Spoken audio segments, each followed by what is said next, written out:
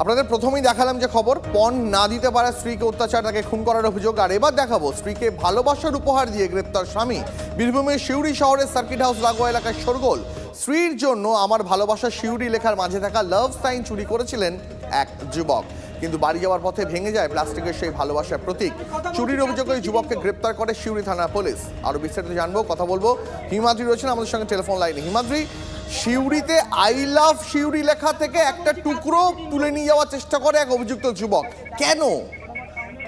হ্যাঁ দেখো, একেবারেই স্ত্রীর প্রতি ভালোবাসা, আর সে কারণেই কিন্তু আই লাভ সিউড়ির যে লাভের চিহ্ন সেটাকে চুরি করে নিয়ে যায় গত 24 তারিখে।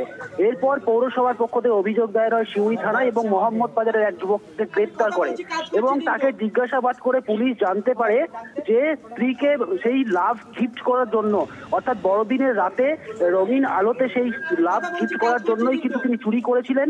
এরপর সিউড়ি থানা পুলিশ তাকে জিজ্ঞাসাবাদ করে এবং পরবর্তী ক্ষেত্রে পৌরসভার চেয়ারম্যানকেও ডেকে পাঠানো হয় এবং স্ত্রীর প্রতি তার ভালোবাসা দেখে পৌরসভা এবং পুলিশের পক্ষ থেকে গোলাপ গিফট করা হয় এবং সেই গোলাপ স্ত্রীর পায়ে দিয়ে স্ত্রীকে প্রণাম করে সে চুরি আর কখনো করবে না এই কথা স্বীকার করেছেন। কার্যত স্ত্রীর ওপর যে এই ধরনের ভালোবাসা সেটা কিন্তু একেবারেই নজির।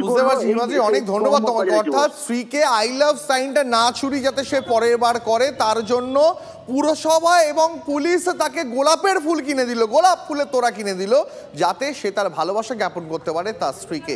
পাশাপাশি দুটো ছবি দেখাচ্ছিলাম আপনাদের, একদিকে সোনারপুরের ছবি দেখাচ্ছিলাম যেখানে পণ না পাওয়ায় স্ত্রীকে খুন করার অভিযোগে গ্রেপ্তার স্বামী, আর অন্যদিকে দেখাচ্ছিলাম আপনাদের সিউড়ির ছবি যেখানে স্ত্রীকে উপহার দিতে গিয়ে গ্রেপ্তার স্বামী। পরে অবশ্য পুলিশ এবং পুরসভা গোলাপের তোড়া কিনে দেয় স্ত্রীকে গিফট করার জন্য।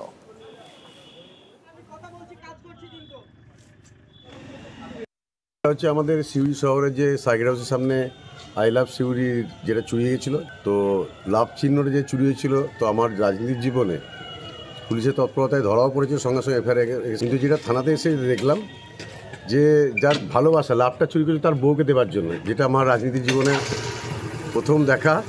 তো আমি একটা বাধ্য হয়ে এই যা ঘটনা দেখলাম, আমি আবার একটা গোলাপের তোড়া নিয়ে এসে আমি দিলাম, সে তার বউকে উপহার দিল।